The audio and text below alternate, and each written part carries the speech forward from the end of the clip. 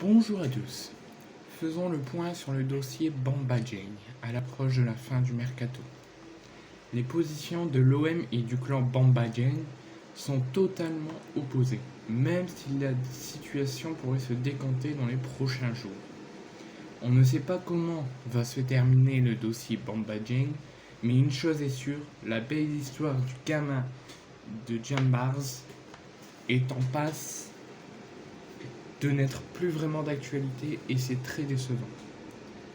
En effet, on sait depuis le début du mercato que Pablo Longoria a décidé de vendre son attaquant sénégalais et ce que l'on voit depuis la reprise du championnat indique que la relation entre les deux parties ne va pas en s'améliorant. Une situation que l'on n'aurait jamais imaginée il n'y a pas si longtemps et qui prouve que le business fait aussi partie de la vie d'un club.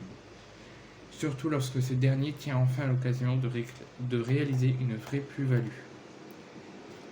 Il faut regarder la vérité en face. L'OM a beaucoup recruté et donc dépensé lors de ce mercato.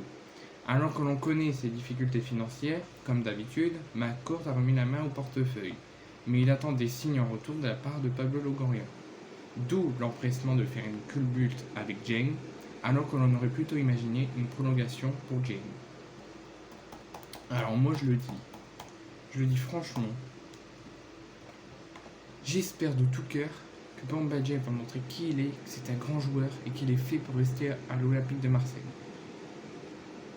Et que Pablo Longoria ne va pas faire la connerie d'écouter Monsieur Franck McCourt qui veut même plus mettre la main à la poche pour le club et vendre le meilleur joueur du monde.